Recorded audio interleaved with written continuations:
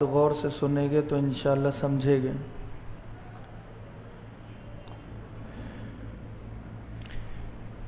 ان الحمد للہ والصلاة والسلام علی رسول اللہ وموال وبعد فقد قال اللہ تبارک وتعالی فی القرآن المجید والفرقان الحمید فاعوذ باللہ من الشیطان الرجیم بسم اللہ الرحمن الرحیم لقد كان لكم في رسول الله أسوة حسنة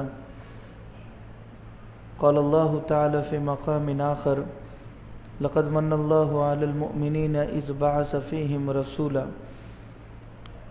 قال النبي صلى الله عليه وسلم إنما بعثت معلما أو كما قال عليه الصلاة والسلام صدق الله العظيم وصدق رسوله النبي الكريم ونحن على ذلك لمن الشاهدين والشاكرين والحمد لله رب العالمين۔ آج قریب آ جائے۔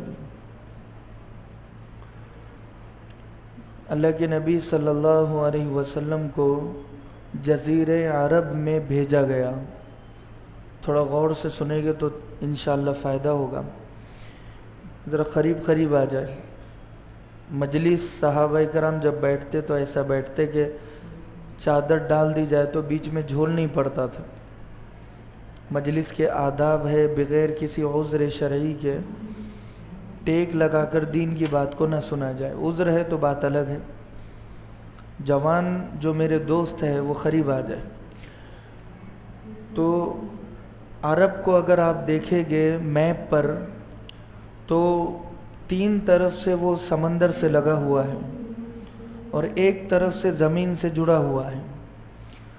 تو مفسرین لکھتے ہیں کہ یہ جغرافیائی دل اللہ تبارک و تعالی نے عرب کو بنایا، جیسے ہمارا دل ہوتا ہے کہ وہ بدن سے ایک طرف سے لگا ہوا ہوتا ہے اور 3 طرف سے بدن سے جدا ہوتا ہے، الگ ہوتا ہے، لٹکتا ہے۔ تو ایسے ہی عرب زمین سے ایک طرف سے جڑا ہوا ہے اور 3 طرف سے سمندر سے جڑا ہوا ہے، یعنی زمین سے کٹا ہوا ہے۔ جزیرہ عرب میں میرے اور آپ کے نبی کو کیوں بھیجا؟ وہاں پر ہی کیوں بھیجا؟ اس کی 3 حکمتیں بیان کی ہے۔ پہلی حکمت ہے کہ عرب کے حالات بہت خراب تھے، بد سے بدتر تھے۔ زمین میں زندہ بچوں کو دفن کر دیا جاتا تھا، لڑکیوں کو، اور جب باپ مر جاتا تھا تو وراثت میں باپ کے مال کے ساتھ ماں کو بھی تقسیم کر دیا جاتا تھا، اور ماں جس کے حصے میں آتی تھی وہ اپنی ماں کو اپنی بیوی بنا لیا کرتا تھا۔ اور جو جانور پسند آ جاتا اس کو زندہ کاٹ کر اس کا گوشت کھایا جاتا تھا، ذبح نہیں کیا جاتا تھا۔ جانوروں کا خون پینے کا بھی رواج تھا۔ عورتوں کو نحوست سمجھا جاتا تھا۔ جب کوئی عورت کسی خوشی کے موقع پر شرکت کرتی تو اسے باندھ کر عرب کے باہر چھوڑ دیا جاتا تھا۔ اس قدر سنگین اور بدترین حالات تھے۔ اللہ کے نبی اس خطے میں جب آئے ہیں تو حالات بہت زیادہ بدلے ہیں، اور وہاں جو لوگ تھے جٹ لوگ تھے، بہادر تھے، مگر اگر کسی کو دشمن مان لیتے تو دشمنی قیامت تک نبھاتے، ایسا جذبہ تھا۔ کسی کو دوست مان لیتے تو سچی دوستی اس سے نبھاتے۔ منافق کوئی نہیں تھا، جیسے آج کے زمانے میں ادھر بھی چلتے ہیں ادھر بھی چلتے ہیں۔ تو ان کی فطرت میں یہ چیز نہیں تھی۔ بولتے ہیں نا بہت سارے لوگ کہ میں منہ پر ہوں جو کچھ ہوں، پیٹھ پیچھے نہیں ہوں، دوست ہوں تو منہ پر، دشمن ہوں تو منہ پر۔ تو وہ لوگوں کی یہ خوبی تھی کہ وہ دشمن بھی سامنے ہوتے اور دوست بھی سامنے ہوتے۔ دوست اور دشمن دونوں بن کر نہیں رہتے، اور بہادر بھی بہت تھے. تو اللہ کے نبی کو ایسے لوگوں میں بھیجا اس لیے کہ اگر یہ لوگ دین سمجھ جائیں گے تو پھر یہ نبی کے دوست بنیں گے. تو کیسے بنیں گے؟ سچے اور پکے دوست بنیں گے، منافق نہیں ہو گئے. دوسری حکمت یہ تھی کہ وسائل کم تھے وہاں پر عرب میں. سنگلاخ زمین، سنگریزے، کالے پہاڑ اور زرخیز زمین نہیں تھی. کوئی کھیتی نہیں کر سکتا تھا، کھیتی کے قابل وہ زمین نہیں تھی. تو جو لوگ ایسی زمین پر رہ رہے ہیں تو وہ مشکلات کا سامنا کرنا جانتے ہیں. وہ بغیر پانی کے، بغیر اسباب کے زندہ رہنا جانتے ہیں. اگر یہ اتنی تکلیفوں میں رہنے والے دین کو سمجھ جائیں گے تو جب یہ چل پھر کر جائیں گے پوری دنیا میں جہاں تکلیفیں کم ہیں تو وہاں پر یہ ٹک سکتے ہیں. وہاں کی تکلیفیں عرب کی تکلیفوں کے سامنے کچھ بھی نہیں ہے.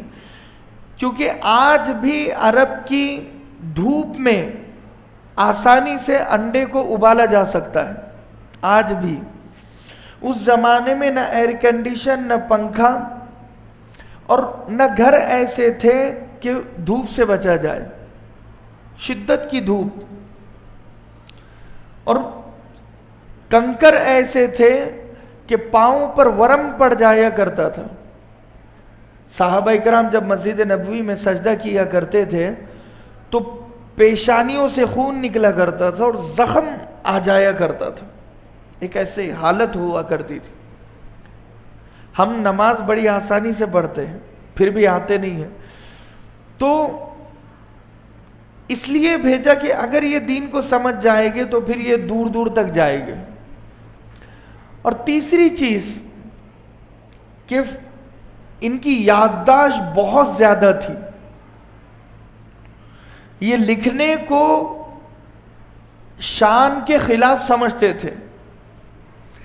پین اور کاپی یوز کرنے کو اپنی شان کے خلاف سمجھتے تھے. بغیر پین اور کاپی یوز کیے ہوئے انہیں اپنے گھوڑوں کی نسل یاد تھی. گھوڑوں کی نسل، جانوروں کی نسل، یہاں تک کہ خود کا اپنا شجرہ چھوٹے چھوٹے بچوں کو یاد ہوا کرتا تھا.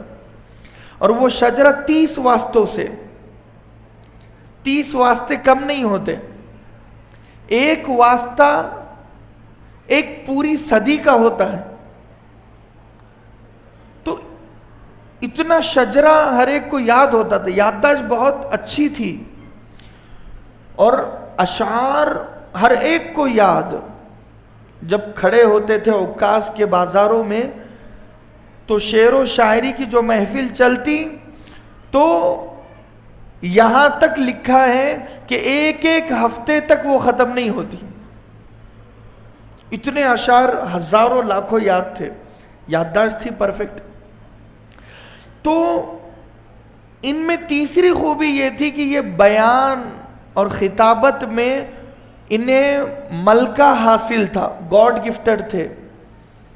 اگر یہ ٹھان لے کسی بات کو سمجھانا تو بہترین مقرر بن سکتے تھے سارے. تو جب دین کی دعوت کسی کو دینا ہو تو اس میں 3 کوالٹی دیکھی جاتی ہے.